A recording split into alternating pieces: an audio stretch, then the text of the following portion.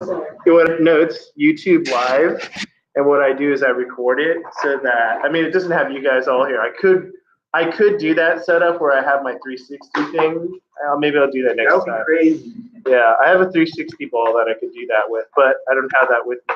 I want to talk a little bit about reading comprehension, and one of the things that we didn't get to do last time because we were focused heavily on the math was to get into the reading comp. And there are three types of questions that we really want to talk about because on the first day I introduced reading comp and talked about how there are about 6 classic questions.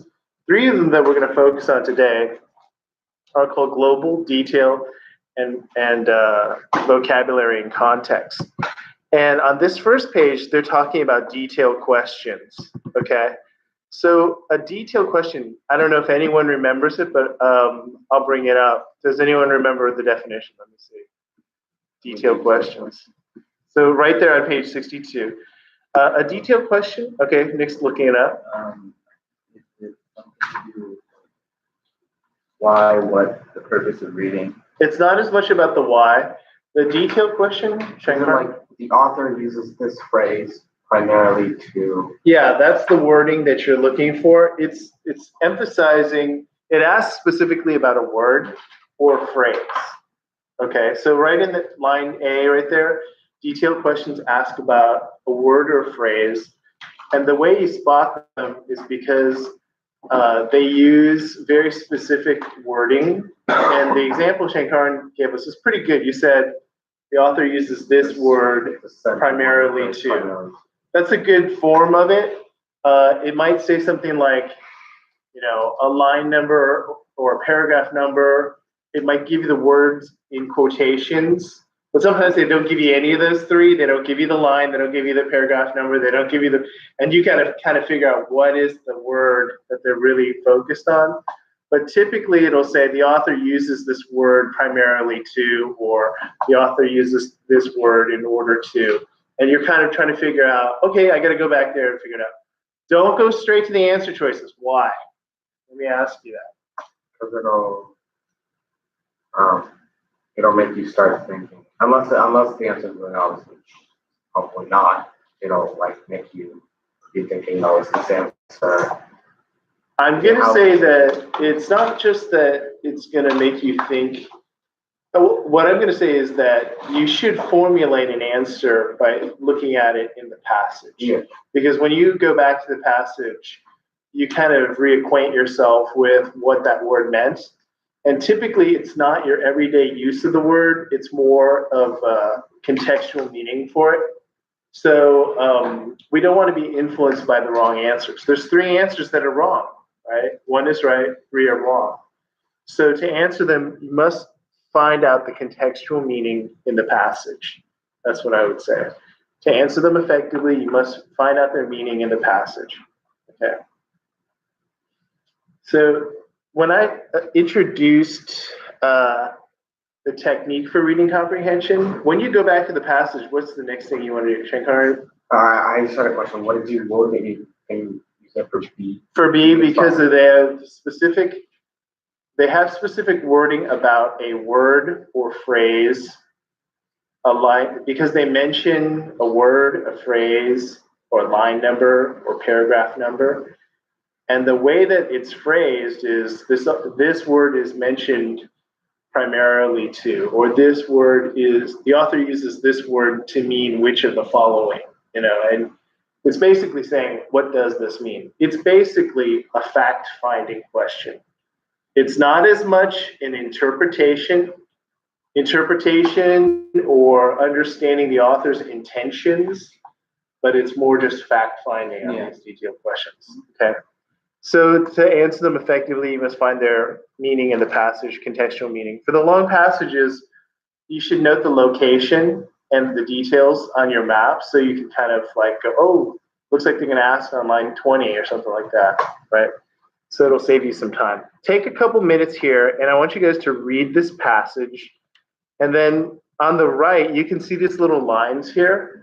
I want you to write little notes for yourself to figure out what's the most important thing about this passage. We'll talk about it before we go to the questions. These lines. Yeah, and then we'll do that.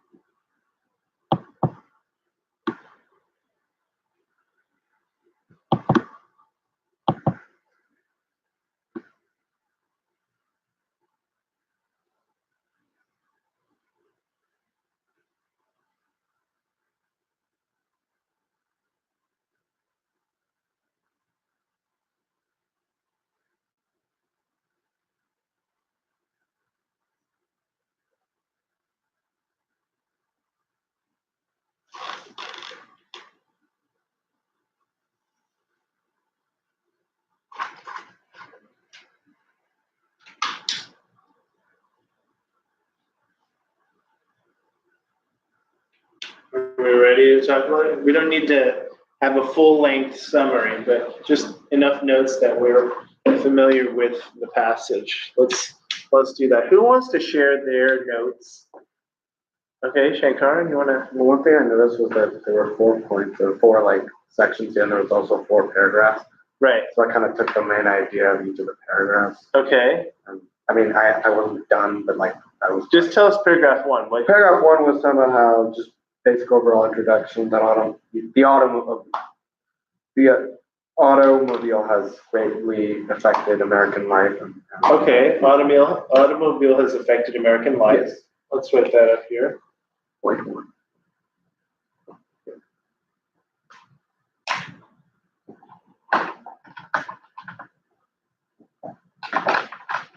Okay, Nick, you want to tell us what you said for number 2? I said efficiency over quality by the workers, so well.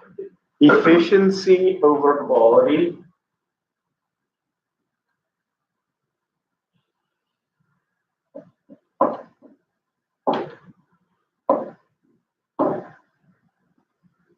And then Jasmine, what do you think of paragraph 3? You had a pretty good set of notes there. Helps for our population, but it also increased social cohesion and inclusion of work. Good, I like that. So spread population.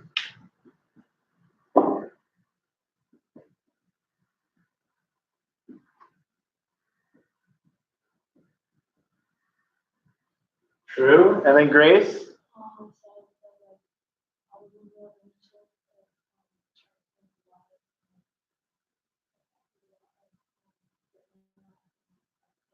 Good, I like that. So I'm just writing the automobile. You said transformed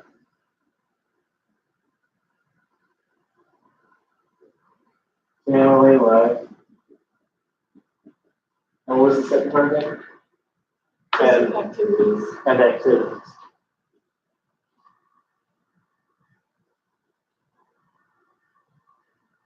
All of these were really good summaries.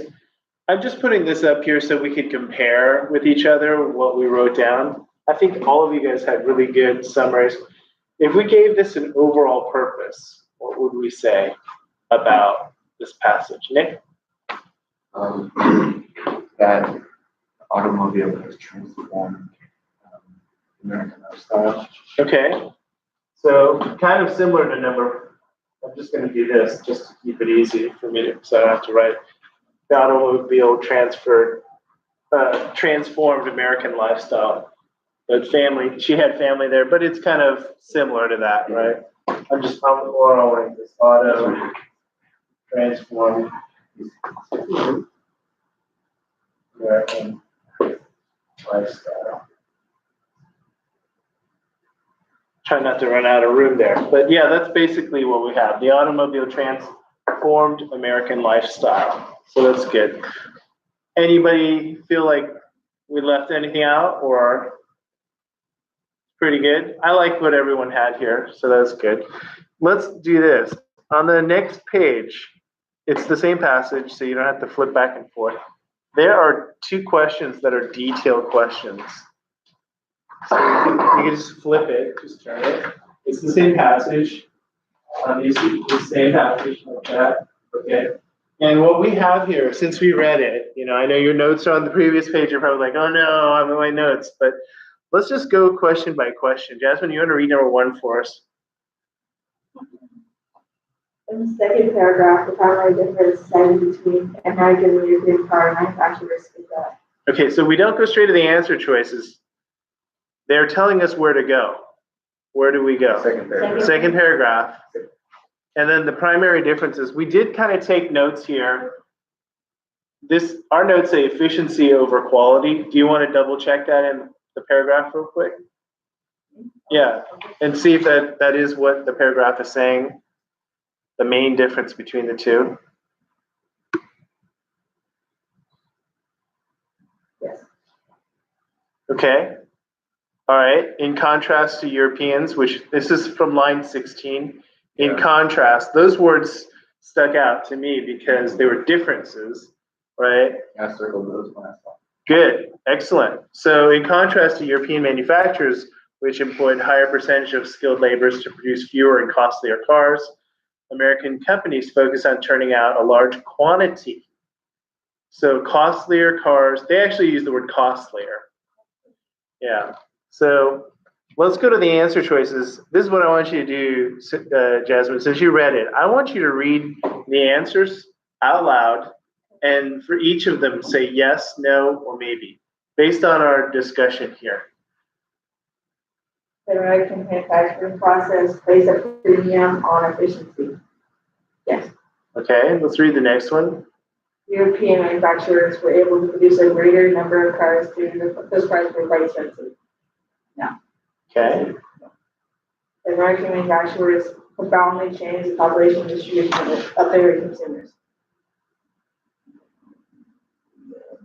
Yeah. well, what Yes. do you guys think? Maybe. It wasn't that paragraph. It's not in that paragraph. That's the key point. It's true, but irrelevant. Tricky. Yeah, it's true, but it's not part of that paragraph. Okay. Exactly. It's another paragraph. I didn't talk about the consumers, though. Whole passage. Oh, they did. They did. Oh, yeah. Yeah, the wealthier people move to the burbs. That's what happened. Okay, The next European manufacturing process produced cars of notably higher quality. Yes. Yes. so we're the two yeses that you have were A and D. Yeah. I think it's Oh. D. No. A. Okay, I'm trying to keep a poker face here, just so that you guys will discuss. Nick? I think it might be A. Okay. because although Europeans like produce cars in notable higher quality, I think it's more important to focus on America placing importance on efficiency. And also like premium, this word I think makes me think like they're charging more. That's not what it means. Okay, good. That's not what it means. Yeah, so Okay, just Shankar? place on board. I think it's D because if you were to look at that sentence where we refer to the Line passage, 16. where it says, yeah, in contrast, they don't really talk too much about efficiency. They talk more about quality and quantity. Do they really? Yeah. Okay, I'm going to read that sentence again. It says, in contrast to European manufacturers, which employed a higher percentage of skilled laborers to produce fewer and costlier cars, Yeah. American companies focused on turning out a large quantity of affordable cars. Later on, it says the value of efficiency was emphasized. That's in America, right? The value of it. Does it say higher quality? Oh. It doesn't. It talks about the cost. It says And costly the quantity. because they're more humans working on it as opposed to machines working on it. In America, they had a conveyor belt, and a lot of times it was machines doing all the stuff of manufacturing. I think in the back of our heads, when we hear costlier, in our heads, like, yeah, BMW and like Mercedes, there's like so much better than like a Chevy. No, that's not what it's saying there, right? And it was a trick. Yeah, so the answer was A on that one. Okay. All right, Grace, I want you to read 2. And did you guys see, I guess what we did here in real time was I wanted Jasmine to hear the discussion, formulate ideas in her head so that when she read the answers, she either came up with a yes or a no. She didn't even have a maybe this time. She was more confident about it, even though she chose D, that was okay. But I mean, when you guys heard everything, you're like, you know what? These answers really do contrast each other. That's really what we're trying to do. Okay, Grace, number 2. According to the passage, the automobile Exacerbated social stratification. lines 37 to 38 in America by. Let's go back to 37, 38 because they're telling us. So we need to really figure out what does that phrase mean. Nick, what do you think? I think the automobile exacerbating social stratification means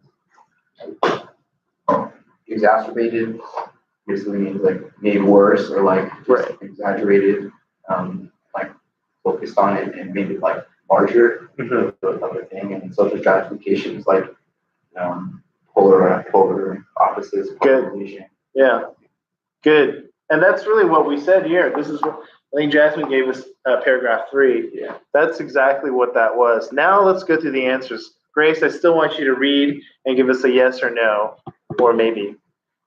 Making possible the physical separation of upper and lower classes. Okay, keep going. Adding the tremendous expense of policemen and maintaining an automobile to fill the budgets. Usually, you know, She said no. Encroaching, yeah. This, on the land of farmers and other rural developers. Emphasizing the importance of efficiency and access to the, detriment of job Satisfaction. so, Is that what line 37 is talking about? No. No. It's definitely A. Line D, answer D was talking about the previous paragraph of manufacturing, so that's completely out.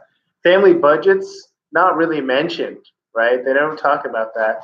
They don't talk about farmers and rural dwellers at all. So those two are never mentioned, B and C. So A is your best one. Yeah. Okay, Karan. What if you didn't know what exacerbated or stratification? I would just go to get the gist of that sentence in the paragraph and what was that whole paragraph all about. And I think from our discussion, it was separating rich and poor, Okay. which definitely is what A was saying. Okay. Yeah. So that would have been enough for you. Because otherwise, a lot of people are like, I don't use those words. Right. But just the whole paragraph is consistent. It doesn't change topics. So that's what I would do.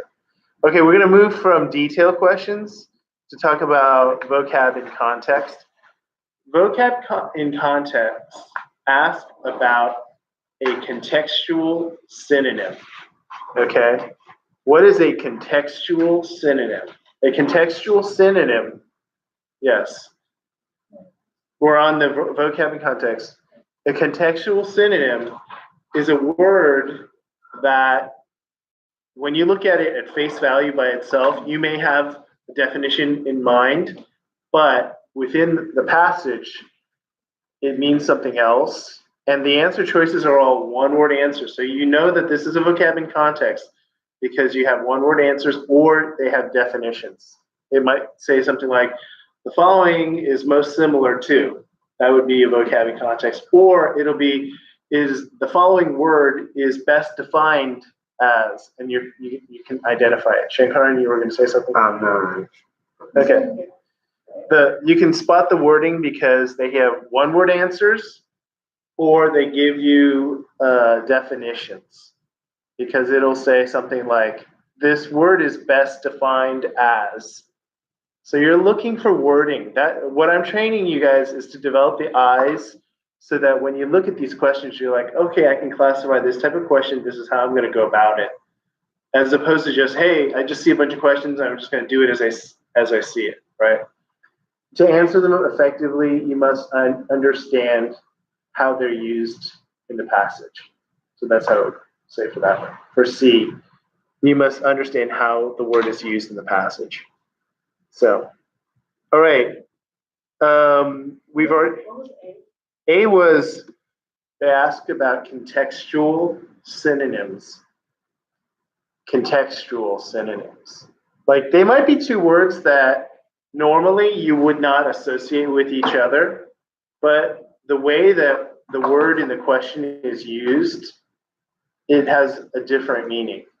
So it would have a different synonym. That's what they're saying. It's spelled this way. SYNO. It's not spelled this way. I used to say it like that. Correct, incorrect. Cinnamon. It's not a cinnamon. All right. So let's continue. We've read this passage. It's the same one. Let me go to Shankaran. Number 3, you can see it right there. One-word answers, right? Yeah. Go ahead and tell us how you would do this one. Oh, yeah. So I obviously go to line 28 where it says it. Okay, and what do they say about profound here? Profound most usually means what? So what's the word? Well, in the passage, Oh, in what the does it passage, really sorry. say? What does it mean to you in the passage? Oh, okay. Well, the sentence Yeah. is, as cars became more popular, their effect on the population was likewise profound. So maybe it was like an interesting effect or a very huge effect, That sounds good. Huge, Major interesting, yeah. Major, yeah. effect on the population. Okay, and then what's your best answer? Best answer would probably be absolute or far reach. So you're down to two possible answers. Yeah, I'm trying to keep a straight face. Okay, it's definitely not insightful and unintelligible. So Okay. It don't have anything to do with like. Yeah, it's not. Yeah. So remember, I think it's absolute because that kind of sounds closer. does everyone agree that it's absolute? No. Nick doesn't. Okay, tell us why. Because usually I'll like check the word like in the sentence. So like as cars became more popular, their effect on population distribution was likewise profound. So like with the word likewise, it has to be something similar to like being more popular, and like with something being more popular, like more people, like a larger area, like bigger Good. town. Yeah, that's So good. absolute is more like everything. Absolute means all or nothing. Yeah. Like if you don't have a car, then you are not cool. That's not what it's saying. But the best answer was actually far-reaching because it affected multiple areas of American life. So good. When you said huge, it reminded me of like someone speaking like a SoCal person, like, dude, the cars were like huge. They were like tremendous in their effect on American life. Like, dude, that was epic. Okay, let's go to number 4. Let's go to 4 here. And Nick, I was actually going to wake you up on number 4, but you already woke up. So Nice. I did. So go ahead and do number 4 for us. In 966, imported most nearly means bought, produced, acquired, provided. But go back to 66. This personal mobility and autonomy afforded by the car has become an integral part of American culture. I want to say provided, because when I think of it in the sentence, the personal mobility and autonomy, like, so throughout the entire passage, like what has become an integral part of American culture, and it's a car, and like a car isn't like, I don't know, I don't really think any like bought, put it in a sentence, this personal mobility and autonomy bought by the car, like that doesn't really make sense. Good. That's a good way to eliminate. What he did right there was very good. He treated this like sentence completion where he substituted the words. If you don't feel comfortable just reading the sentence and trying to guess what should go in there, go ahead and plug them in. Yes, Grace. I do is like I guessed first and then I plug it in after I guess. Both. It works. That works. You mean you? When you say you guess, you mean you? Well, I'm like, well, I was like, afforded. When, and I Oh. was like, oh, it's bought, and then I plugged it in, I was like, that doesn't make sense. So then I looked and I was like, provided. The danger of looking at the answers is like bought was intentionally put in there so that you would guess, oh yeah, that's the obvious definition, right? And then that isn't what they're using it as. So be careful with that and test it before you just go, yeah, I see it right there, because they'll do that. Okay, good. Everyone did a great job there. So let's talk about the third type. Let's turn the page, and it's talking about global questions, and it asks about the main idea of the passage, the main idea. And they're easy to spot because they don't point to a line number. Instead, it always says the primary purpose of the passage, or the main idea, or the overall purpose. And you can tell it's dealing with the passage as a whole. So these, I don't want you guys to confuse them with questions that say the author would most likely agree, because that's an inference question. Inference questions always mention the author. And they leave you, even though we're not talking about inference right here, some students think it's the same thing, but it's different. Global questions are pretty much saying what the primary purpose is, maybe even a title. Once in a while they'll have, which of the following titles would be the best one for this? So those are global questions. They're easy to spot because the wording asks about primary purpose. To answer them, I would try to identify the purpose of the passage after you're done reading it. So to answer them effectively, you must identify the purpose. Because if you read the whole thing and you're like, I don't know what this is about, then you really wouldn't be able to answer that question. But they're always going to ask about the purpose. Yeah. So that's kind of what that is. So global questions ask about the main idea. You spot them because the wording says primary purpose or main idea or overall purpose. And to answer them, you must identify the purpose. So we've read this passage. We're going to go straight to the questions. There's two of them on 5 and 6. So we'll turn the page. Jasmine, you want to do 5 for us? Sure. The primary purpose of this passage is to create the options for. Yeah, well, we identified it. We said the automobile transformed American lifestyle. We kind of came up with that in our discussion. So I want you to give us a yes and no for these answers. So Yeah, go ahead. if you are confidently held belief, no. All right, continue. Relate the history of an invention. Was a No. Was that a yes or a no? Also maybe, no. Was that a? Maybe. I think maybe. It's a maybe. Okay. Explore the effects of development. Yes. Okay. Argue for course of action. No. All right. Do you like B more or C? C is the best answer. Why is B not as good as C? I didn't say the history of it really. You just said like how it affected people. Right. Good. I like how you guys are reading these answers and not taking them figuratively. You're reading it literally. That's the most important thing because some people kind of relate it in a figurative way, but they are literally saying history, like Henry T. Ford created the first car. That's never mentioned, right?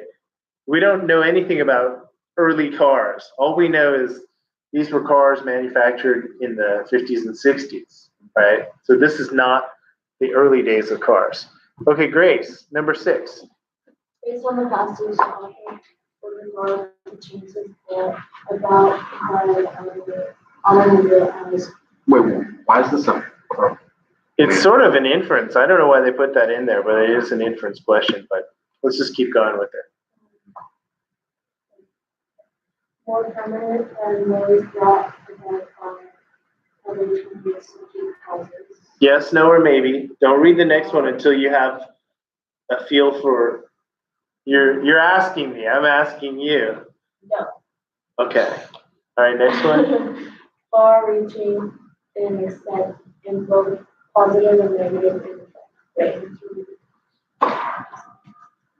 The authors would regard the truth broad. Maybe. Maybe. Okay.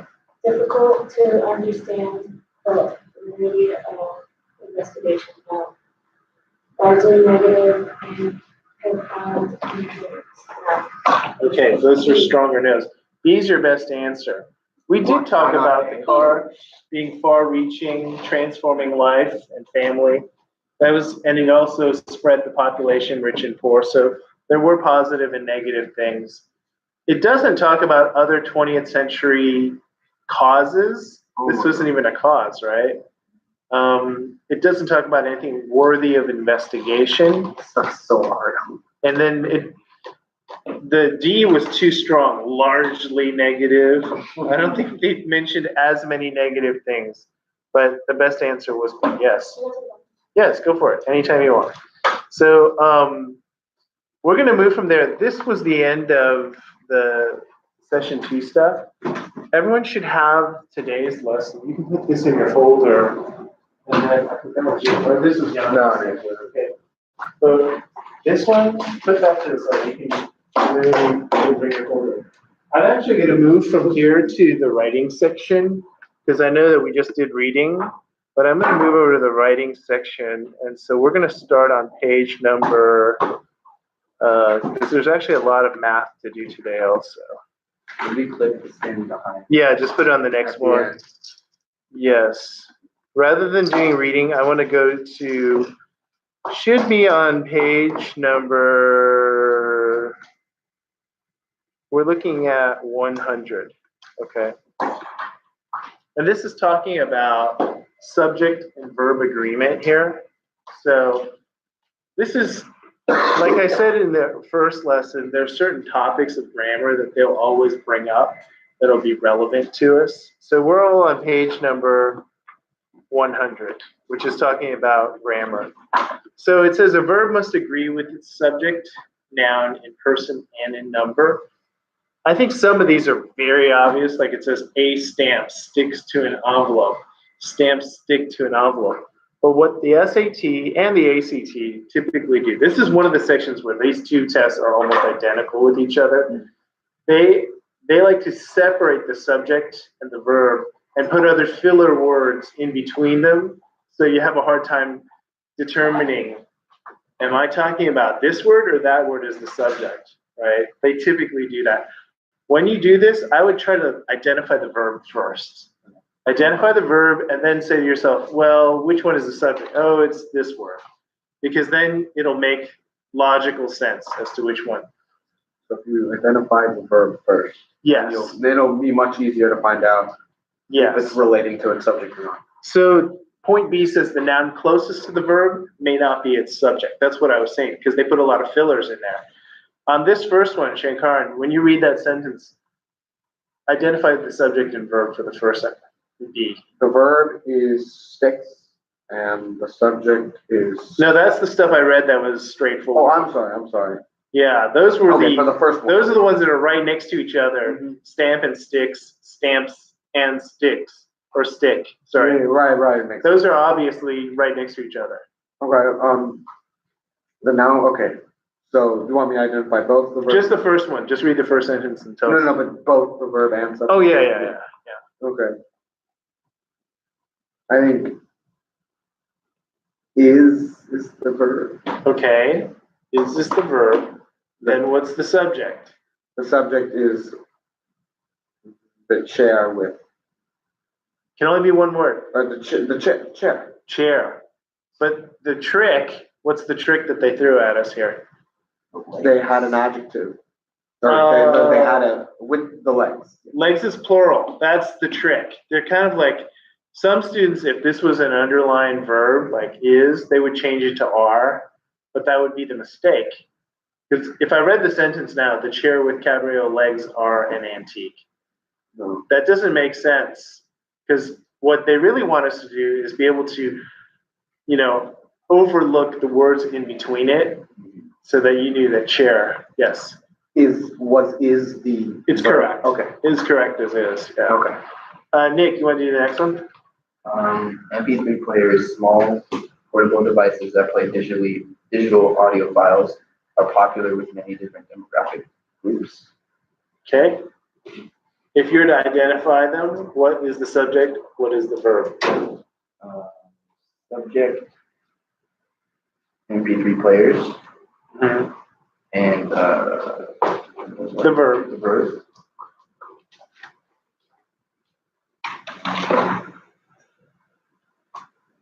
Popular. Is popular a verb? No. It's an adjective. It's an adjective. So it would be are, Oh, okay. right? So Why wouldn't it be play? that's within a modifying phrase, portable devices play. Like a verb is an action. And so again, this is one where they kind of separated the subject and the verb with different parts of the sentence where it was kind of separated with all this other stuff in the middle, right? So is your pencil made of rubber? Okay, good. So, all right. All right, only the conjunction and forms a compound subject requiring a plural verb. I want you to do this one first, Jasmine. I want you to tell us What is an appropriate to be verb that you could put in all four of these? What I mean by to be, I mean that's is, are, like that. Okay, so what would you put in these? Go ahead and read them and tell us. Danny and Jared are, Right. either Danny or Jared is, Which one? are, Can't use both. Can't use both. Got to choose. are, Let's take a vote. Is it are? Yes. I think. I don't know. There's two. Is it is? It is. Be And confident. then Grace? Make a choice. Wait, they're all the same answer? No, I didn't say that. That's why I'm asking these questions as to what's more appropriate, are versus is. It was It should be is. What's the rule, Nick? Is this for singular or is for plural?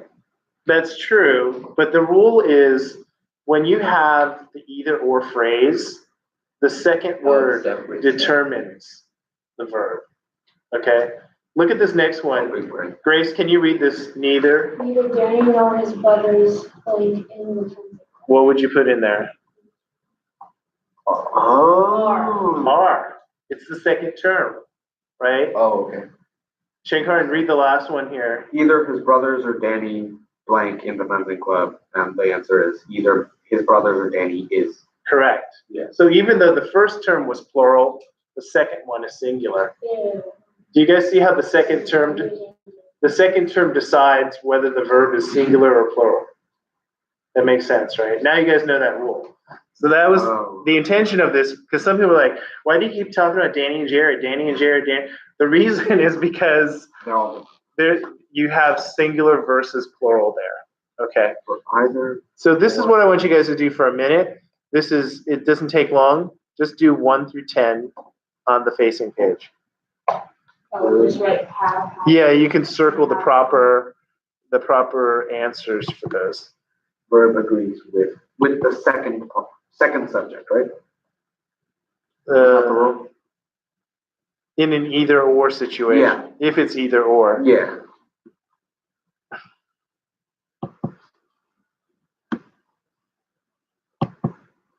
Oh.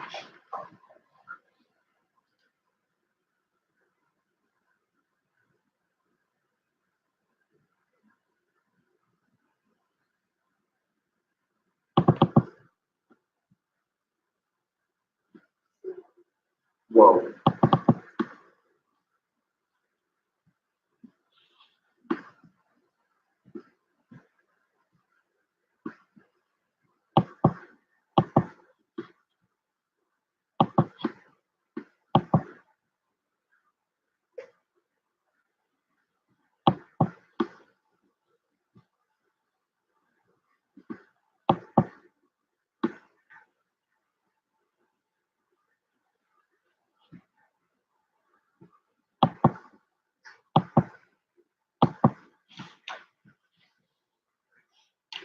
Okay. A few of us are complete.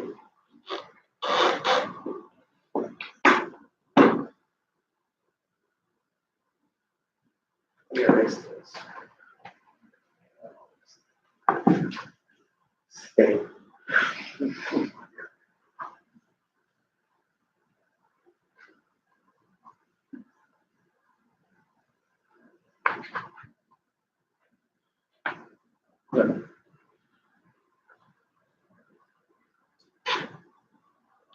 All right, let's talk about number 1. I'll start with Grace. You want to read number 1? Tell us what you chose. They have been calling season. Okay, that is correct. How did you choose had instead of have? It says when she at their house. So it's past.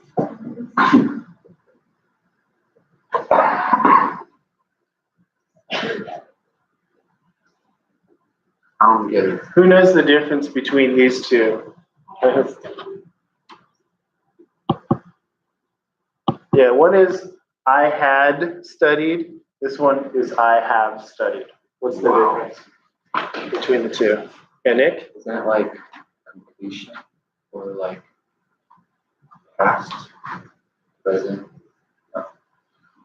I'm making it darker so Yanni can see that, but So is it had like I had studied, like you did study in the past, and I have studied. Like you did study in the past, but like you completed your study. this one is completed. Oh, okay. So this is how you distinguish these two. This is called past perfect. I'll just tell you that. This is called present perfect.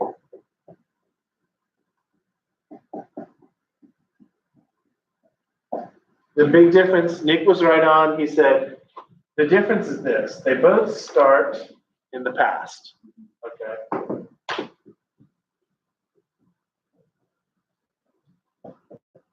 However, the ending for this one is in the past. Okay. And the ending for this one is not determined. So it's the assumption of present perfect is it's still going on. So this is continuing.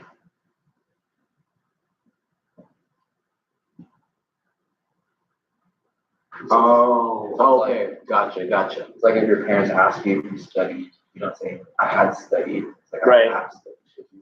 So real quick, and the reason why I changed it to studied is it's something you can relate to easily. What's the difference between I had studied and just I studied? So what's I studied here? Yeah, Shankar. Does it mean like you fully completed studying? Actually, if you're off by 97.6%, it should, no, I'm kidding. This one here, okay, is also past and completed. And I'm going to show you. So this is start, this is end. This is past. I feel like you can use them interchangeably. I'm going to show you the difference in a second. So the main difference here, and it's not as obvious, is this is interrupted. And I'm going to show you. So this is interrupted.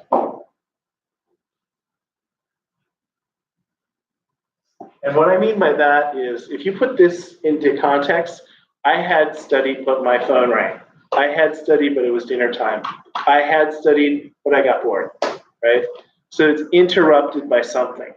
This is just saying complete. I studied. Did you study for this? Yeah, I studied. This one is, oh, I had studied, but I had to watch America's Got Talent. So that's what happened. So interrupted, completed, continuing. That's how you know the difference between those. Yeah, it's tough. Yeah. But okay, let's go to number 2. I know I spent a long time on that one, but I think that's one of those things that I think is worth. Wait, so what implies in this sentence that it is past? This one is, we had been calling. Hey, she arrived. Oh, we don't need to call her anymore. We stopped calling her because she's right there. Right. Okay, let's go to number 2, Jasmine. There were so many reports of psychic activity that one cannot easily dismiss the phenomenon. Why past tense? I saw like reports of interactions. Well, reports in this case is a noun. Yeah, Right. I saw like you can't miss something because The other verb in here is cannot. Yeah. Cannot is in what verb tense? Present. Present. So this should be are. That's what it is. So we're training our eyes here to look for these things. So frustrating. Yeah. Nick, what's the next one? I was just about to lay down and take a nap when the doorbell rang. I think it's sucked. What? There's I, there's a, there's no you. Okay, it's it. He's like, let me choose a third option. Write your own answer. All right, it's it. And then number 4, Shankar, what do you get on this one? Tony thanked Tina for the present that she had given. Had given. Gived doesn't work. Okay. Number 5, Grace. Okay, that's correct. Am, what? You want, huh? 4 was had given. There's no such thing as gived. Because it's not a, do you guys know when the D is okay? It's like, if it's a regular verb, you can just add D to it. So I play, I played. ED, that's what So give is not a regular verb? No, because I gave. Oh. Right? It's called an irregular verb when you change the word entirely. Like, I am and you are. They're the same verb tense, am and are, right? But they're completely different words there. You are. Yeah, and it changes into was, so it's a completely different word, right? So let's go to, that was number 5 is when I am, you're projecting, right? I will move. Okay, number 6, Jasmine? Last summer, I swam in our pool as a result of the parachute. Yes, that is correct. You don't have green swam? hair though. It's swam. Oh, it swam. Good, okay. Yeah. Swam a word? I don't know if that's proper to use. I swam. I don't think- Okay, Nick, this one? Jeff walked right into a beehive and was badly stung. Stung with a U. There's your U. Okay. And then Shankar, the next one? By the end of the week, I will have finished my term paper. Okay, that's correct. This is actually called future perfect, where you are expecting something to be completed in the future. And then Grace? As soon as the sun sets, a vampire moves out of his town. Correct. Right is the word. It is not. I went to church and they were singing about, they were talking about Jesus rising and they used the word rised. And I said, that's not right grammatically. I'm not singing that.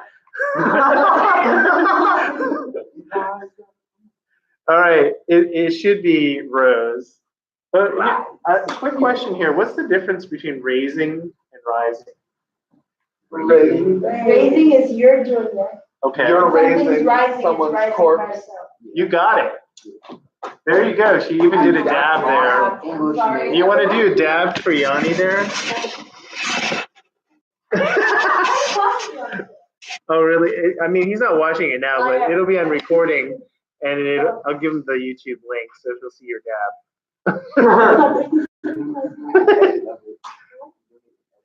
Can go on the senior slideshow. Senior slideshow. Turn it into one of those GIFs that repeats itself. Okay. All right. And then the last one was number 10. I didn't even know who I had to do the last one. It's no rotation, so it's Jasmine. Jasmine did that, so Nick, number 10.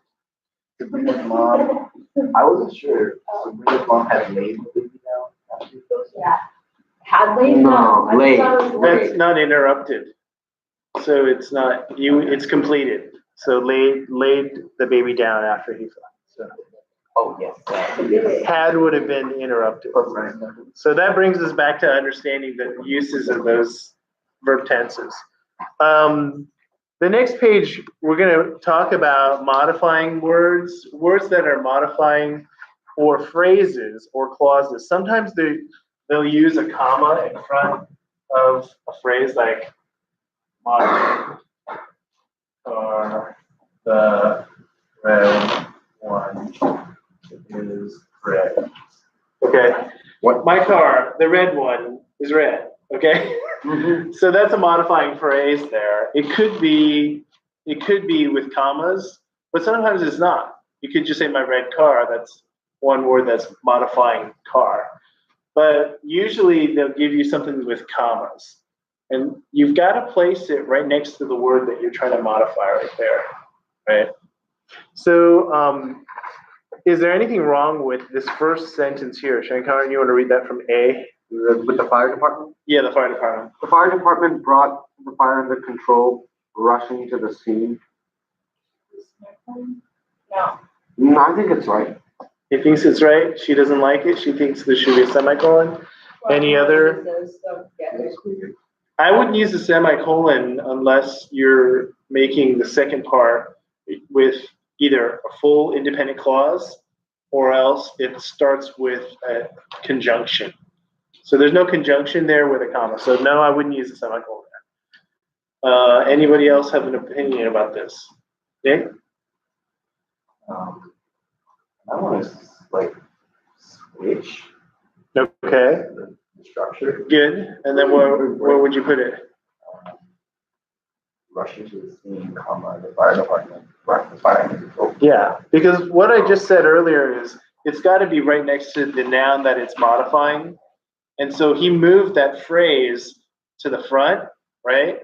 And so it's modifying the fire department because they're the ones who rush to the scene. Right. Okay, good. And then this is just reiterating things we know about adjectives. They can only modify nouns and pronouns. So in this case, what are the adjectives that you see here, Grace?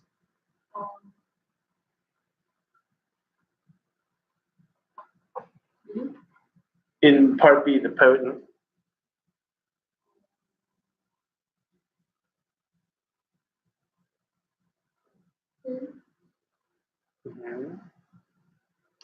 That's the only adjective you see? And small. Okay, that's true. What about the next one, Jasmine? In the other one? No, wait, no, comfortable. Which word? The whole thing, like, go together. Comfortable? Comfortable. Right. Okay. This part's a little bit tricky here. It's saying that adverbs can modify 3 types of words. Does everybody remember which ones? Adverbs can modify 3 types of. Oh. They are. That's O. A verb. O. A verb. Adjective. Yes. And a noun. And okay. Oh, Or verb. she said verb already. She said verb and adjective or an adverb. Where is that from? Yes, it can modify another one. It can modify an adverb. Yes. It's an adverb. So typically adverbs have ly. So he ran really quickly. Yeah. So let's identify for the next one. Nick, for the first one, what would you choose between aggressive and aggressively? Volleyball team plays aggressively. Correct. And it is modifying Volleyball team. not Or play. Yeah, play. plays. So it's modifying a verb in this case. Okay. Right. Shankar on the next one. The volleyball team plays an extremely aggressive game. Correct. And it's modifying this time The aggressive game. yeah, and aggressive is a Adjective. right. Good. So yeah, sure. So you guys said verb, adjective, and then last one, Grace, you want to do The that one? volleyball team plays extremely And it's modifying the adverb. We already had the first one modifies the verb. The second one modified an adjective. Third one modified an adverb. So that's what I was saying. I know, but it's extremely aggressively. That's like he ran really quickly.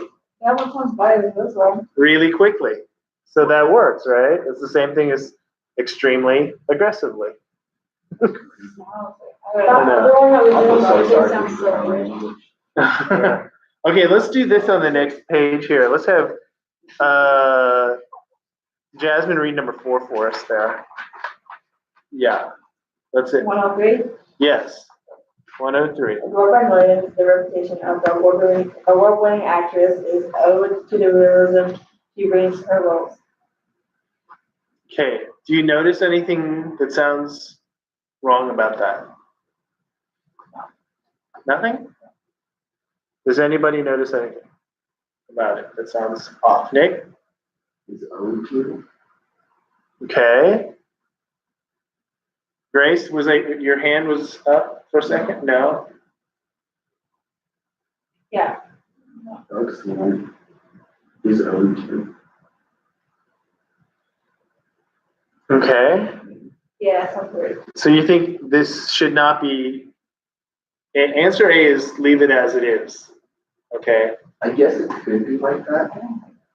But I mean, just like the last one, extremely aggressively, this one sounds weird, but it makes sense. Okay.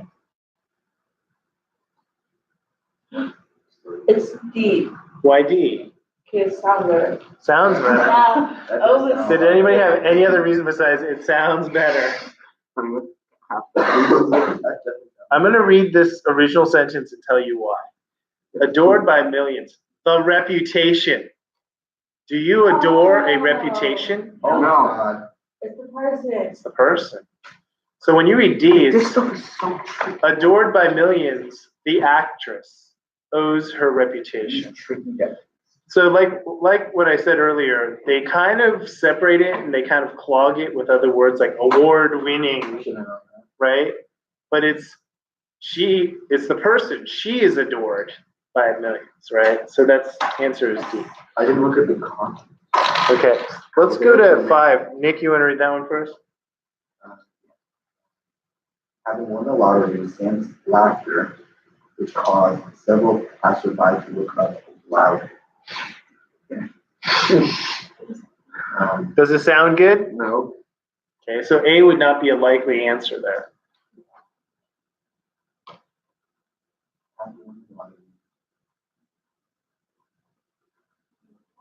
Having won the okay, so having won the lottery, Sam's laughter caused several passersby. Sam's loud laughter caused several passersby to look up. Oh wow, that's an option. Okay, I I think like it's that. B. No, I said, How many people agree with B? Be confident. Good. How many people have another answer? Shankar, what did you I say? think it's C C? Jazz? C. Tell us why. because the A and B both refer to the loud laughter, like having won the lottery. Sam's laughter, like the laughter doesn't have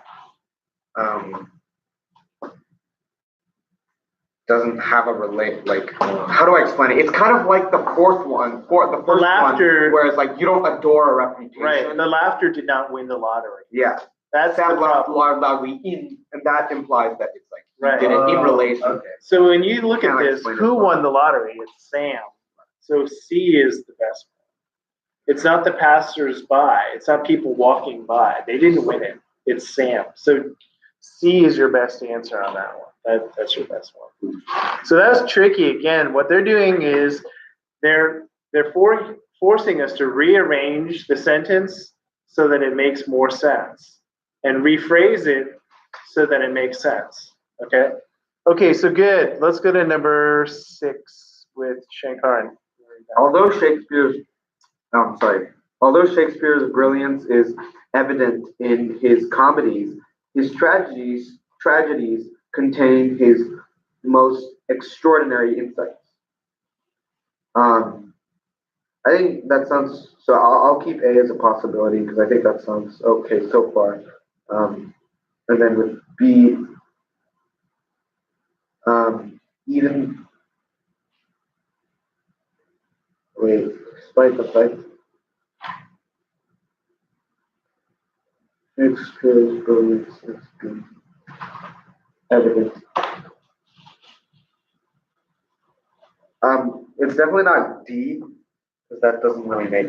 And I'm crossing out D out because it doesn't make sense. Shakespeare's brilliance is being evident in his comedies, and then it kind of just goes into his tragedy. His being sounds really it doesn't sound good. weird. Although Shakespeare's brilliance had been evident in his comedies, his tragedies contain. That doesn't work because of the whole. It starts with like grammatically. It's like although Shakespeare's brilliance had been evident, and then it talks about his tragedy. When do we had in the past interrupting? There's nothing that interrupted it. So So that doesn't work. yeah. And good. then, All right. despite the fact that Shakespeare's brilliance is evident in his comedies, nonetheless, even if Shakespeare's brilliance was evident in his comedies, nonetheless, I feel like B wouldn't work, but I don't really know why. It just kind of sounds wrong. Because nonetheless and even are like both contrasting. Even if, nonetheless. What does nonetheless mean? Oh, never mind. Like summary. Nonetheless means, Contrary? yeah, contrary, Oh, it's like, Even though, it does mean despite. It's like, even though, Oh, so it's even like- though it was raining, nonetheless, they played the game. So that you can't have that. So that's what I mean. It's almost doubling up on some of these, right? So now I think the one thing, I can't really tell whether it's between A or C, but I know that all I can say is that like the one thing that you have to look at is probably like although and despite the fact, because the rest of each of the sentences are pretty much the same. Because brilliance is evident in his comedies, his tragedies, or something else, or brilliance is evident in his comedies. Or wait, is similar to nonetheless being related to even if is It's nonetheless. almost doubling up the even Okay, even so though. C doesn't work as well. 'cause it's Yeah, also and doubling. despite is kind of doing the same thing. Okay, so it's So- although. Yeah. So your best answer is A on that one. This was doing it out loud. You guys can hear each other's train of thinking, which is good. And at the same time, it'll either affirm or it'll contrast what you guys were thinking.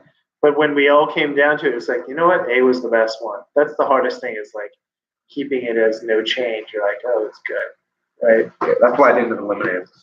Okay, good. What I want to do, I'm going to assign this passage here for homework from 104 to Passage 1. Yeah, it says 104 all the way to 106. I'm going to go over to math and we'll talk a little bit about angles. Angles. Raw science. Remember that math class today? Oh, So, with angles, this is stuff from geometry. Yes. They're not going to get too technical, like you're not going to be proving proofs or anything like that. That was a little bit painful. But most of the geometry on the SAT and the ACT is very visual, so you won't have to like extend beyond what you see. And for the most part, they'll have a drawing for you. But I will say this: you cannot make too many assumptions, and there are times where students will make assumptions, but things are not drawn to scale. Especially if it says not drawn to scale, then don't make any assumptions. Yes. But I believe at the beginning of the SAT booklet, it Mhm. says all, or. They are drawn to scale. All of them are drawn to scale unless otherwise Unless it indicated. says that. So you can use that to your advantage. Yeah, you can make it an assumption unless it says not drawn to Oh. scale, and then you're like, oh, cannot do that. All right. Okay. These are very straightforward with lines here, but all they're saying, and we're kind of doing this in discussion, which of the angles combine to make supplementary angles? That means 180. Mhm. Jasmine, what would you say? I say them, or like Yeah, just say them. Yeah, we're doing it as discussion. A, D, no, maybe, What's wrong with AD? That's a no, line. never mind, D, E, no. never D mind. and E are supplementary. D and E, D and E are supplementary. also C and F. Wait, how are D and E supplementary? So let me just draw this real quick. If this is D, and this is E. The reason why is because E is similar to A. Yeah, corresponding, right? The corresponding, yes. So she's kind of using a few other pieces of information, but she's right. D and E are supplementary. Yes. Any others? I'm sorry. C and F.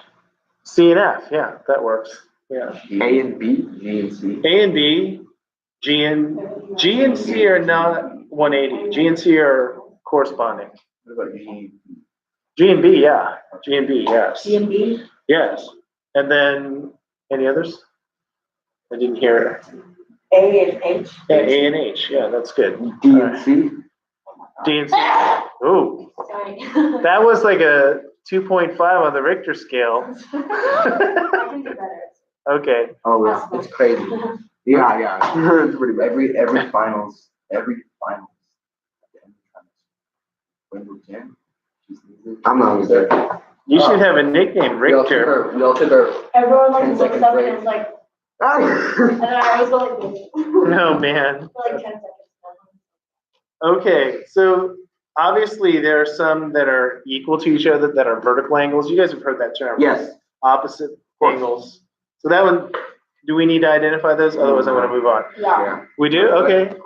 Grace, you wanna identify? Just say, just say. Do you know?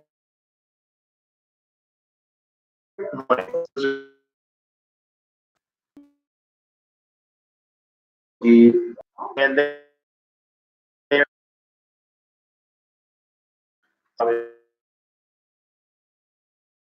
it's part C.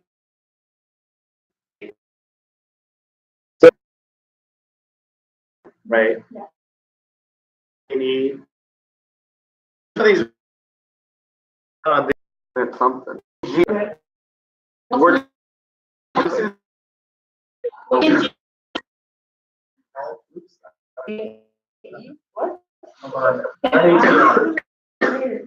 Number. These are alternating here. Yes. Yeah. That's Yeah. alternate interior. Yeah. And then the ones that he mentioned, B and H, this is exterior, right?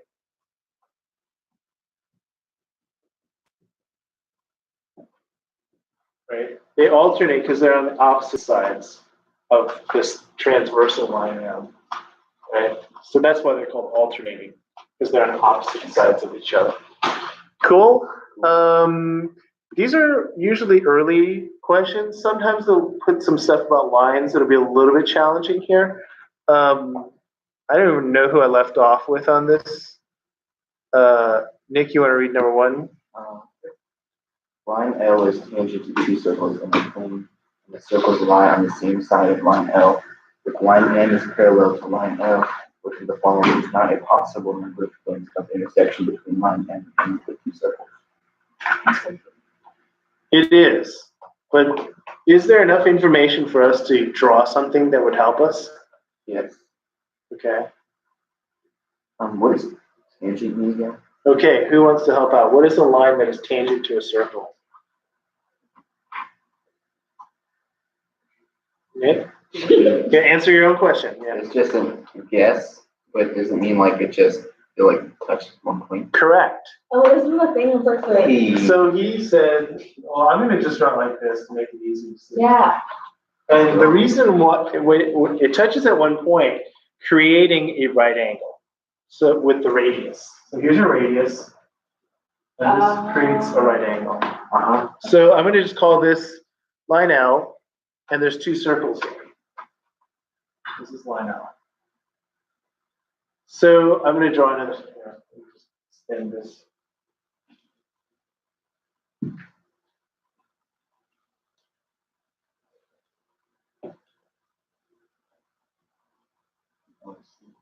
Okay, so they look like glasses, but they're weird. All right, so either way, it says if line M is parallel to L, which of the following is not a possible number of points of intersection?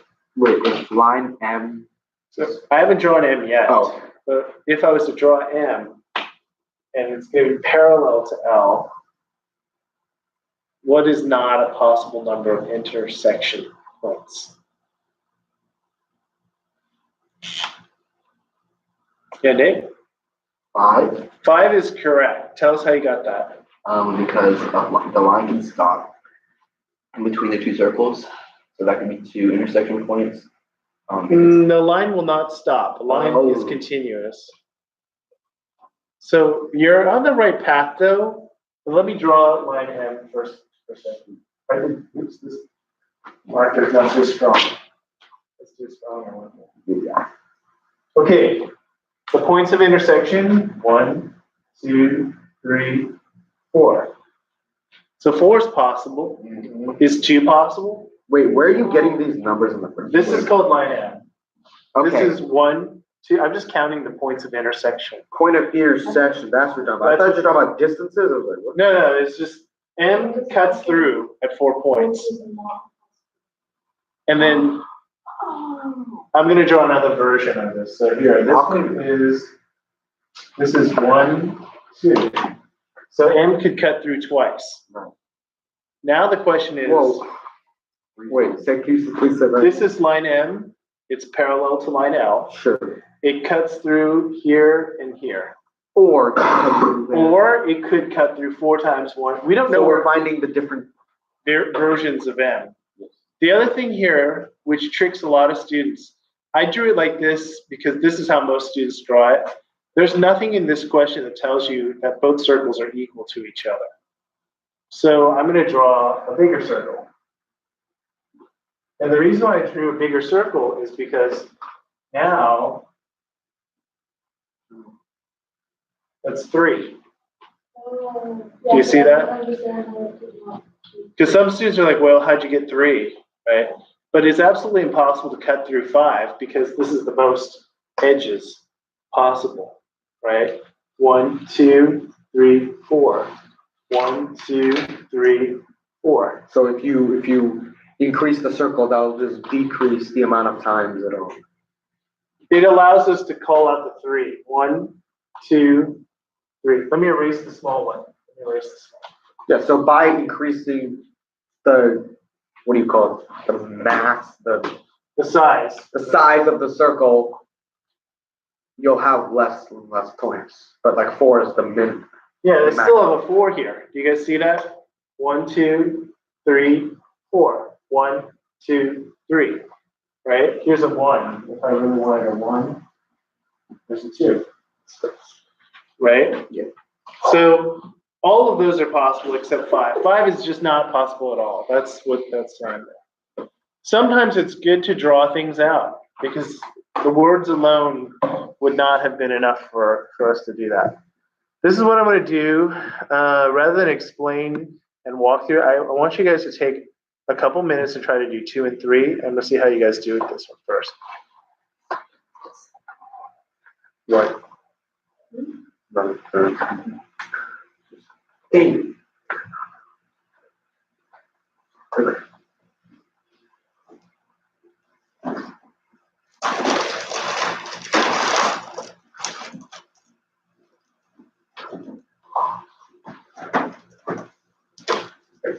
Why? Sorry.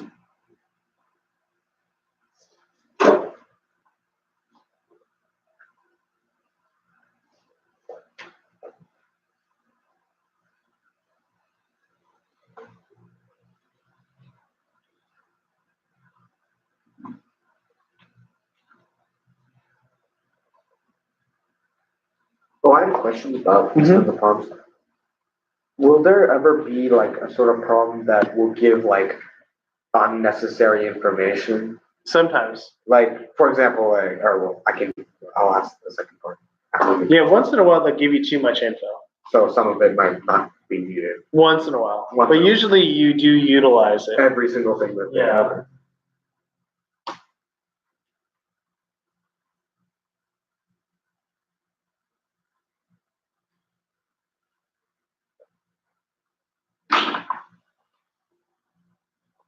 Ooh. Sorry.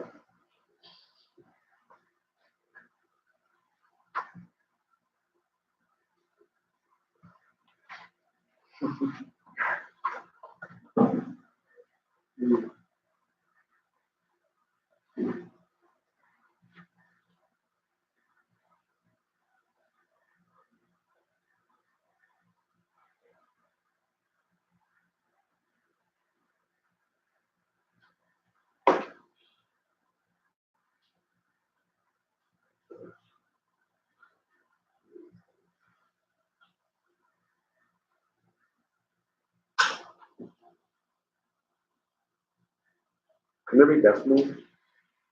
In a grid-in question, decimals are possible.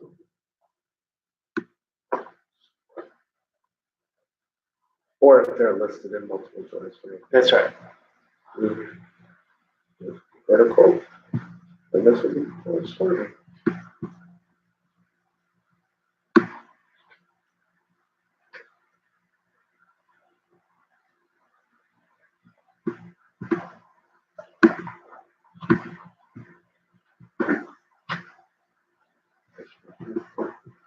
There we go.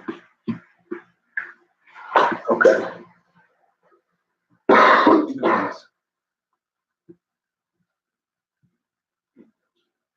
I finally finished. How many people need more time on this? Like there's like, Number 2 is a little bit harder than number 3. really? Yeah, number 3 is the easier of the two. Cool. Oh, really? Okay.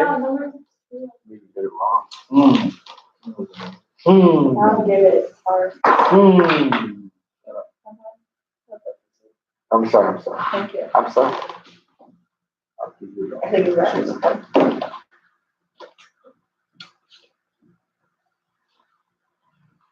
Or 4A, rather. Oh, that makes sense, actually. There we go. Where are we supposed to do number 3? Yeah. Oh Did my- you just stop? No, He's I. like, do. You can hear Shankaran singing and all this. I'm sure recorded on this thing for Yanni. And he's, oh, we're supposed to do 3. Oh, wait, you don't stop the recording while we're working? No, it's recording. That would feel. I should turn it. I'm gonna bring my 360 camera next time, and so it'll have all your all's expressions and things. Nick falling asleep for like 2 minutes. You know, I was aware of he's aware. my having. Okay, so let's talk about this one first. Okay, Grace, what'd you get on this one? 75 would not be the answer. Okay. Shankar, what'd you get? 52.5. That's right. Oh. I was like, what? Did I get that? All he asked is, I was like, can, decimal? can we have decimals? I said, yeah, it's gradient. How did you get 52 now? So, all right, yeah, this actually, can I ask my question first? It's related. Yeah, sure. Like, so when I was asking about like, does it use all the information? This, and it says M and N are parallel, and then it also says that line L bisects angle X, Y, and Z. Mhm. And so I was just wondering if there would ever be a case where that information is just kind of there, you don't really have to use it, and that's what I was just wondering. But That's useful, actually. and it Yeah, is useful. It is So I was just wondering, Yeah. is there ever a case where once in a while. once in a while? Okay, Yeah, anyways. once in a while. So what I did was we know P is 105 degrees. And we know that angle X, it's corresponding to angle XYZ. That's right. And So because, it's half of 105. yeah, and because we know that then L it's- bisects AY, X, Y, and Z, angle LY and Z is, or that angle, Mm-hmm. You can try different colors just so there's just oh, people can. that angle right here is half of 105. Yeah. Because L bisects that. And then once you know that one, this is vertical with this, and this is corresponding. That's right. Exactly. Boom. That was good. So I'll use this just to emphasize what he was saying.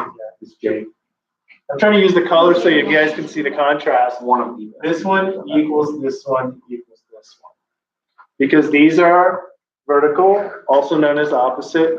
These are corresponding. He was right on with it. Mm-hmm. I'm glad you utilized the info because if I said something, sometimes it's not useful. I was hoping that you were not going to say, this is one of the situations where I don't need it because you did need it, right? So it is 52.5.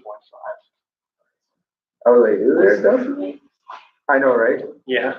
So for I know. number 3, did we get to number 3? This was a little bit easier. Jasmine, what did you get? No, I didn't get it right, but I did it. I know. How do you know? I know it's not right, but I didn't get the answer that was. How do you know? Oh. What, do you want to tell us what you were doing? We can kind of figure out where Okay. it might have. I was adding, so I know that everything is Oh my in God. single 360, and that B and the other side is the same. This side. Wait, it was 150. Because 4A plus 2 is 150. Yeah. This is it. She discovered something while explaining it. Okay, so what did you want to And do you know now? that B and B are this. Sorry. Okay, so you know that 4A plus 2 equals 150. Yeah. And these two. Then you can solve that, and then you can figure out.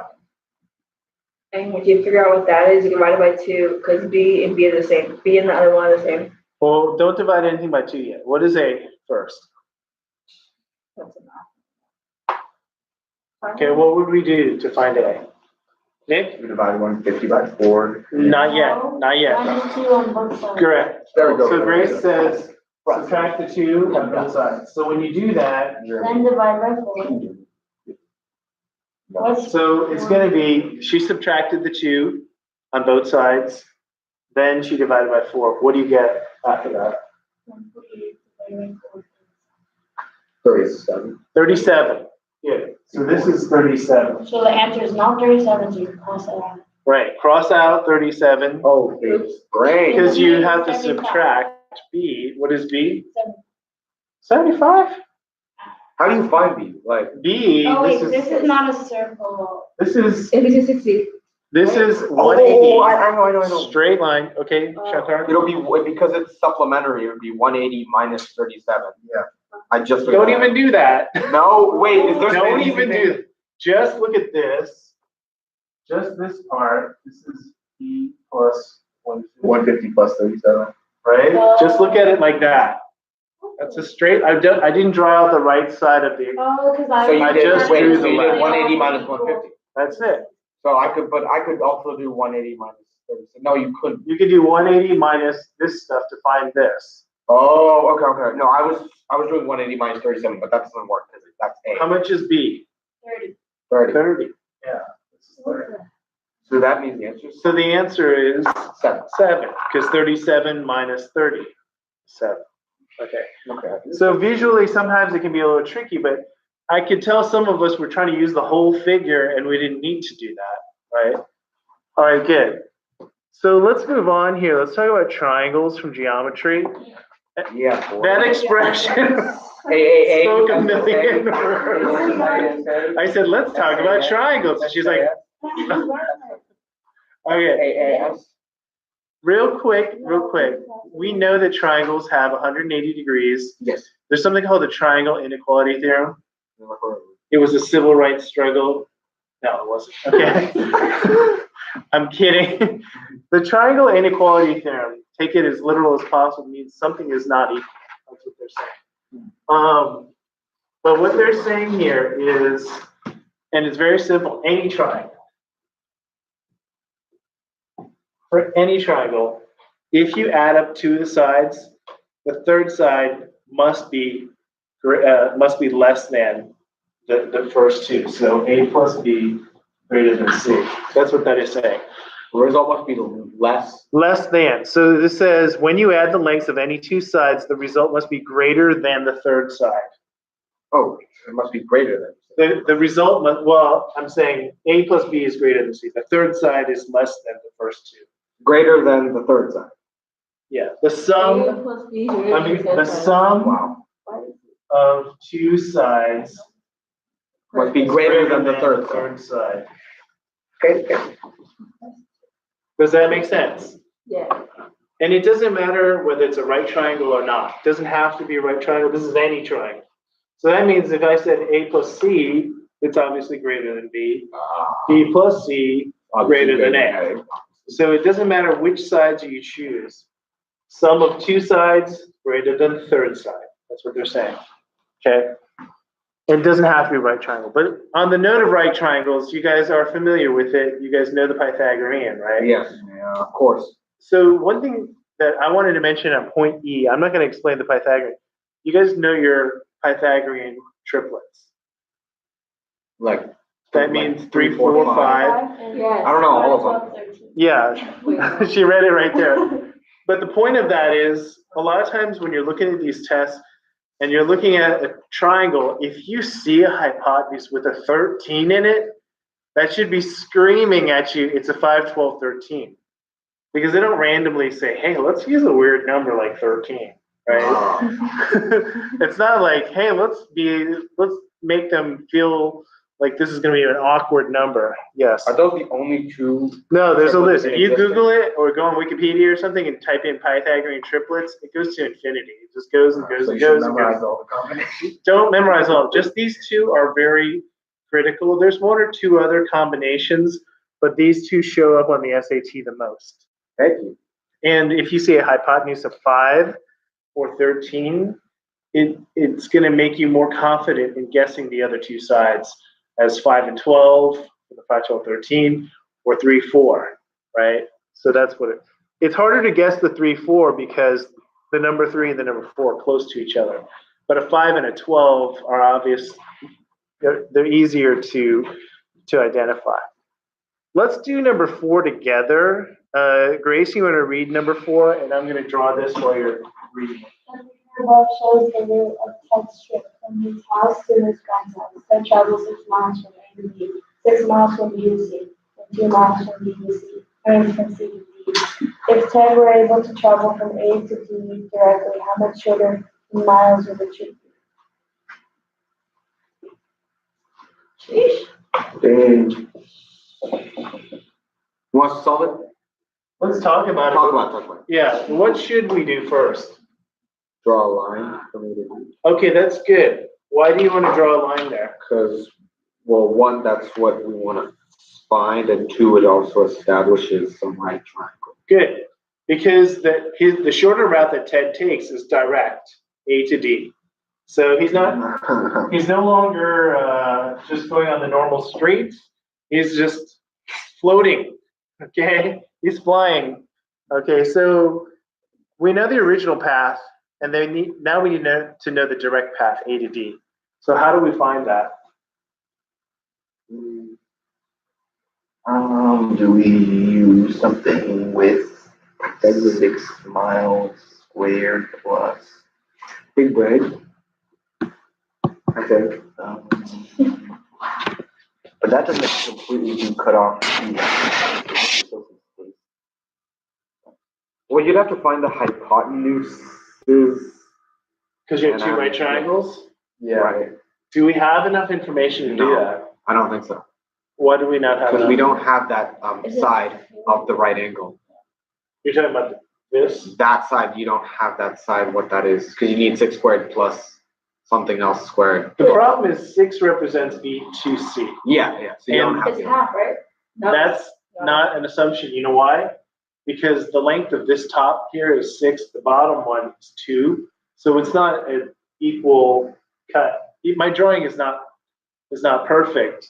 But if I was to draw it on a computer, this thing over here, because this is a 2, would be different than this one. Okay? So that's not, even if I name this point Z, right? BZ and CZ would have different lengths. They're not equal to each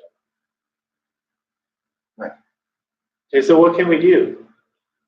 I'm going to give a big clue. Think outside of the box. Oh, Nick? Could we flip the triangles? Not necessarily flip. I'm literally giving you the big clue. Think outside. Right. So you can use the angle Z or use the. Don't use the. I'm going to erase that. It's unnecessary. Oh. There's no point. There's no point. Make it a bigger triangle? Grace is thinking outside the box. Okay. So how do you do it? But that's just thinking Put a line inside of the from- box. No, you. Like this? So continue. Do you guys know what that's called? It's called an altitude. This is an altitude here. And then what else do you do? Connect the other. So make another altitude over here. And we know that that's 6. Do you guys know why that's called an altitude? No. Because these 2 lines form a right angle. Sure. Okay. Yo, I think I've heard this before. That's why I said think outside. I got it. But I wasn't really talking about a box. Think Why outside of the box? triangle. We're thinking outside the triangle. So now that we've drawn this, Grace picked it up. We're going to call this point X here. A, X, and D. Can we find the length of AX? Yes. No. Wait, Yes. what? Nick? It's 6. It's 6. Good. Oh, big brain. Because that's already BC. BC is the same as AX. Okay? Do we know XD? And I'm not talking about the thing I'm texting, XD. You got the joke. XD. What? I'm getting it. When you text, this is like, that means very happy. If you turn this way, you're like, oh, very happy. Okay. Or Disney XD. That's a tongue out, right? So you're like, yay, so it's very happy. Disney XD. No, the point of it is, I get that someone one. is laughing so hard and sticking their tongue out. right. Okay, but back to the, do we know the length of XD? How much is it? 8. Whoa. 6 plus XD. Because this is 6 up here, AB, Yes. so XC is also 6. 6 plus 2 is 8. So then it's 8, big brain. Can we find AD? Yes. Because it's 6, 8, Oh, yeah, now we have it. 6, 8, 10. Boom! She said it. Why is it 6, 8, 10? Because double Double of the. of the 3, 4, 5. Boom! That's correct. That's a No 10. way. The reason why I'm excited about this, guys, That's is not because fair. you could do the Pythagorean, no problem. But instead of doing that, she saved time. Wow. And she said, hey, it's a 3, 4, 5. I got it. So is that our final answer? No. Oh, good catch. It is. No, it's not. Not Yeah, our- that's what I meant. Not our final answer. You have to, okay. It'll be 14 minus 10 or 4.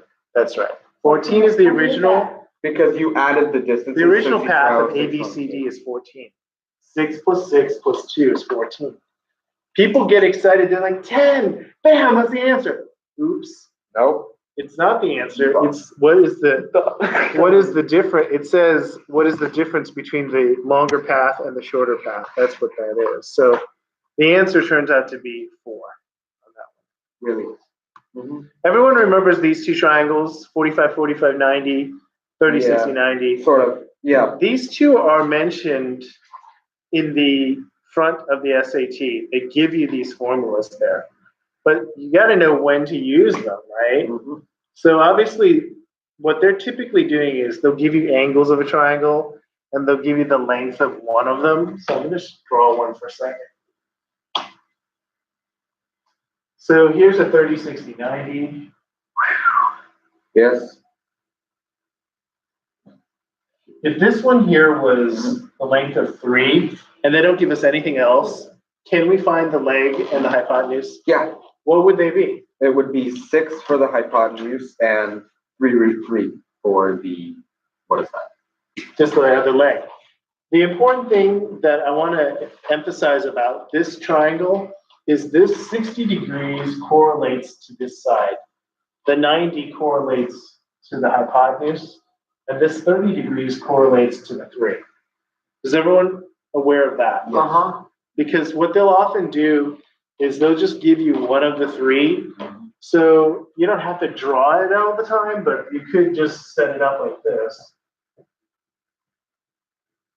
So if I just said to you, I'm going to throw a curveball at you, what if this was 5? Could you find the other 2 sides? Yeah. How would you do?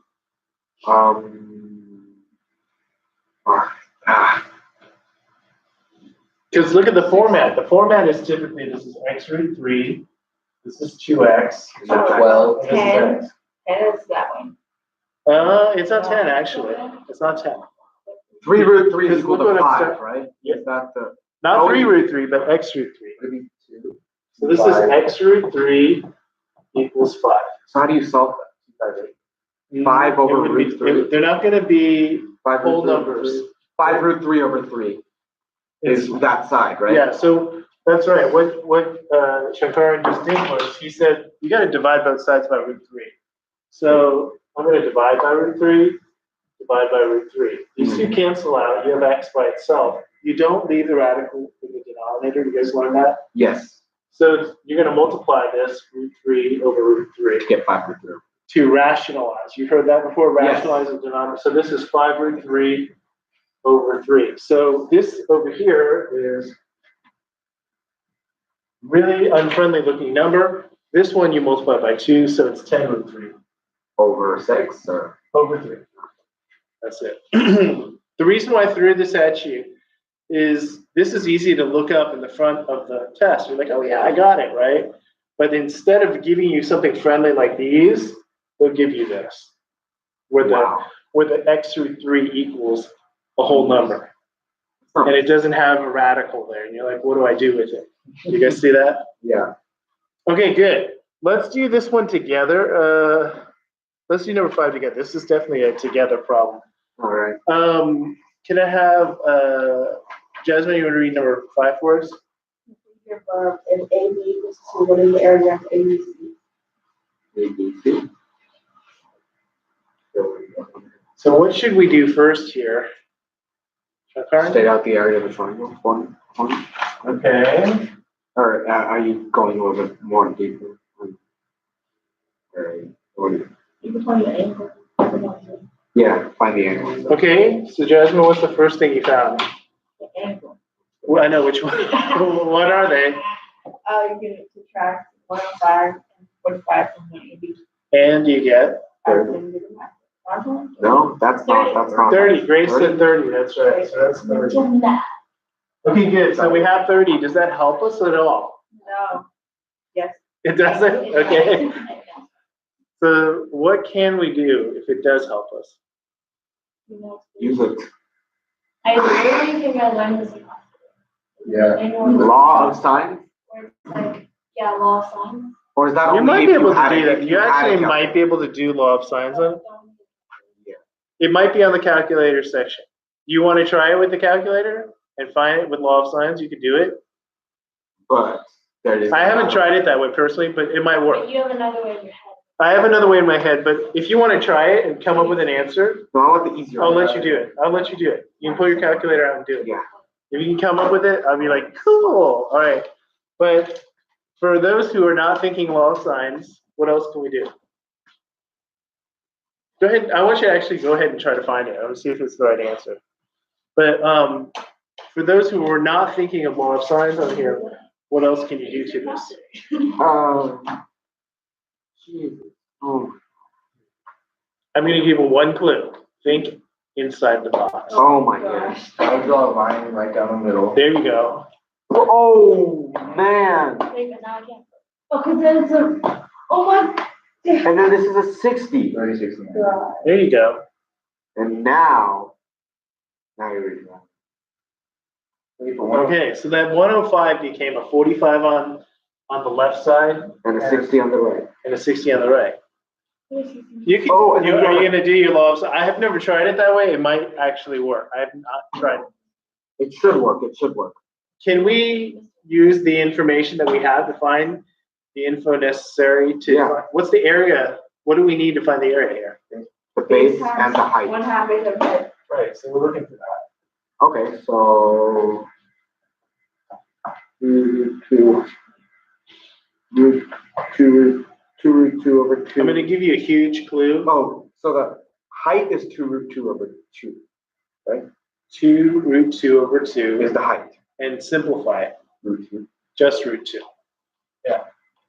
Shankar, let's slow it down. Let's talk about how you got that. Okay. Let's do that. Let's just focus on this triangle alone. The 45. Yeah, because this was 2, this is 45, 45. He made a huge breakthrough right here. Tell us what you did. So going back to the 45, 45, 90 rule, that long side, or the hypotenuse, I should say, is 2. So it's written as x root 2 is equal to 2. That's right. So this was given to us as 2. That's why I drew those arrows earlier. I said this 90 is affiliated with this. It's correlated with the 2. Okay, so then what'd you do after that? And then, I don't understand that. so if you look at here, it's x root 2, x and x. Oh, yeah, And that's the yeah, sign, yeah, right? Okay. So this 90 degrees Yeah. is correlated with the 2. So I put the 2 here. Okay, then what's the next move? The next move is now, so now you know x root 2 is equal to 2. So you do what we did earlier. So it'll be 2 divided by root over root 2. And then you rationalize it. So it's 2 over root 2 times root 2 over root 2 equal to root 2 over 2. Root 2. So he's rationalizing it. He ends up with 2 root over root 2 over 2. And then, This is why I said simplify it, because 2 divided by 2 just. so the height is root 2. So that's where he got this from. So this becomes root 2. And this is the same thing, because this is a 45, right? So back to this, the 2 is affiliated with a 90. The 45 is affiliated to this, and this is 45 here, so this is root 2. Wait, so what's the base? We're just looking at this triangle. Oh, okay. We haven't even we haven't touched it yet. I haven't even touched that one yet.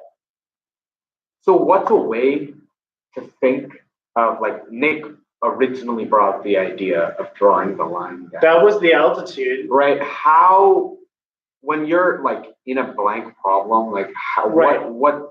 This 45 should be screaming at you. This Oh. 30 should be screaming So at you you. should just know. And you're like, how else am I going to use a 45-degree angle Huh? in a triangle, right? Because it's a triangle, because it gives you, you're like, I need to find a 90. I need to find another 45. So once he said, hey, let's draw that line down, and it's an altitude, so it forms the 90, you know this is 45, you know this is 45, and you know that's 60, right? That's it. We've already found this side. Can we find the area of this triangle on the left? Yeah. Yeah. 1/2 base times height. We have base, we have height. So this is going to be, I'm going to write the formula. So root 2. No, it's 1. Right. Root 2 times root 2 equals 2.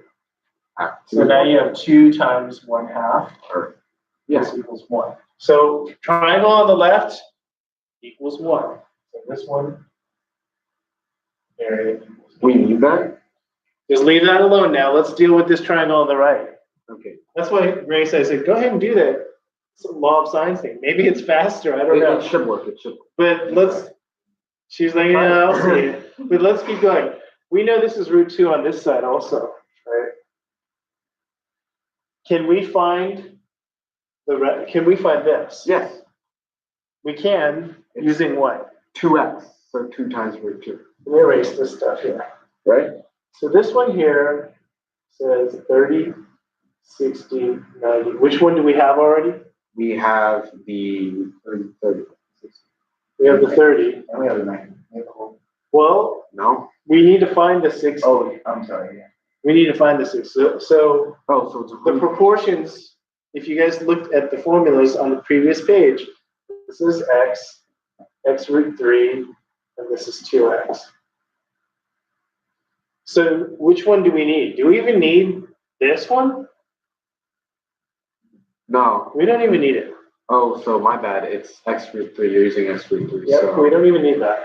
so you've got, so it's root 2 root 3. Yeah, this is root 2. Times root 3? Is that what? Yeah, that's what that So is. root 6. This is root 6.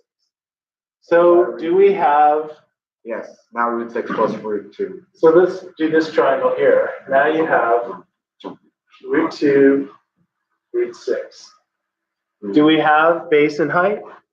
We do. This is your base. This is your height. So it's root 12 over 2. Oh, Okay? how do you add that to 1? Can we break it down? Oh, you break down root 12 Right. into, Jazz, have I lost you? You're staring somewhere. Okay. I think it'll be 4 root 3. Well, this is Or going to 3 be, root 4. this is going to be 2, 2, 3 yeah. over 2. Uh-huh. Do you guys see why I broke it down like that? Because when you have 2 2's, good defeats evil, right? So Right. 2 comes out. So that becomes Oh. just root 3. So the area of this No. equals root 3. Jeez. Oh, So the final answer is 1 plus root 3. What? 1 plus. because Because you're adding left side- areas. Left side was 1, Oh, yeah. right side is root 3. This is Answer very was D. tricky. Very tricky. That's why I said if Grace could find it faster with law of signs, that might be the better way of doing it. Well, you probably get a But I would get decimal. like, yeah. Yeah, And it so wouldn't have you- been friendly. Then you wouldn't have known. It probably would have been 1.72 or something like that. It would have worked. You would have gotten the right. But you would have had to have known that 0.72, 1.7, it would 2.72, sorry. Oh wait. 1.72 is just square root of 3 and plus 1. So All you could have done is just tested out the numbers. you could have done that. I mean, it would have worked. Yeah. That's the bottom line. So that was a tough one there. Let's do one more math problem, and I'm gonna assign you guys the homework. Let's try number 6 real quick. Everyone do that for a minute, and I'm gonna tell you what to do for homework here. Yes, sir. Whoa, whoa. No.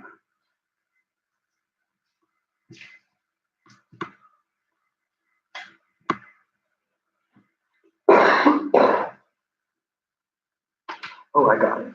Okay.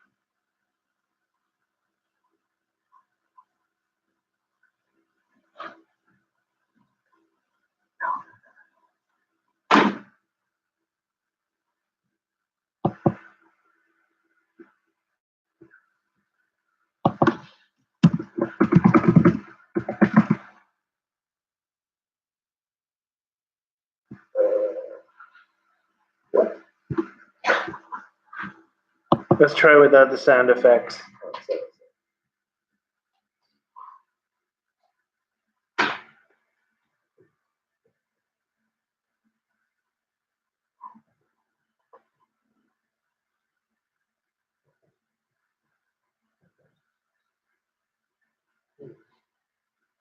I'm just gonna try that thing that I told Grace to do. I'm just gonna see if it works while you guys are doing this other one.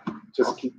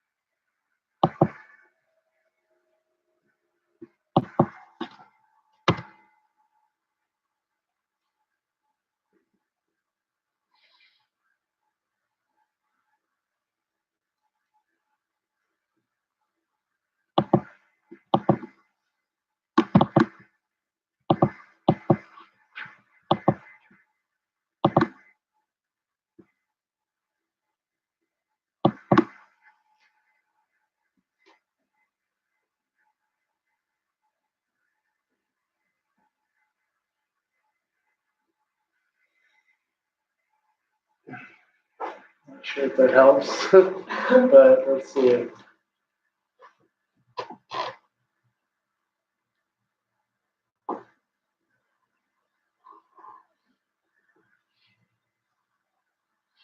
How are you guys doing? Awesome. So, halfway Oh there. my god, B equals 60, that's all. I'm gonna find. Actually, this is going to work, I think. So Well, it should work. 105. It works for any triangle, right?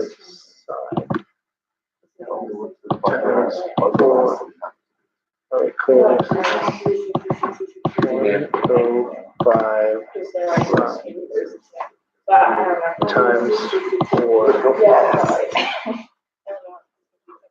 I got C and D. Problem is, this is going to give you wacky decimals. I can't find A. 16. And B 62. Well, yeah. That's the first thing, but I don't know what A is. I don't know. Okay, I think we're all stuck on the same place. I'm kind of stuck with the law of sines. I was going through this. I was like, it's getting worse. It's getting. But I think it should. Somehow, the problem with this is you still need to draw the altitude here. Yeah. To get the whole shape. I think that's what our teacher did.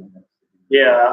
This would have been a lot longer to get there. I was just playing with it just to C. Okay, let's talk about that question. Yeah, did you get an answer, Shakari? Well, I only got C, the values for C and D, and I think that's what all of us got. Okay, so let me just draw this for a second. This will be our wrap up question here. But here's one triangle, then here's the other, right? Whoa, I did not see that. Okay, so this is B, B, Oh, and B. I saw that. B and B inside is an equilateral triangle. So this equals 60, 60, and this is 60. Yes, Okay, you guys got that? yes, So this one is called the AE here. yes.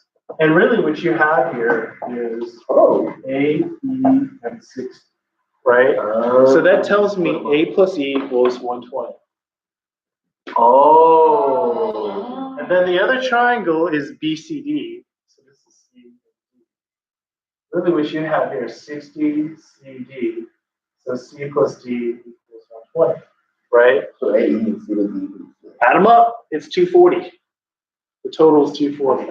Wow. Wait, 120 plus 120 is 240. Is that what you mean? Yeah, Why is it so easy? because A, C, D, E. That's how they just rearrange the letters. So divide by But 4. they're adding these four angles, And so you it's get 60. 240.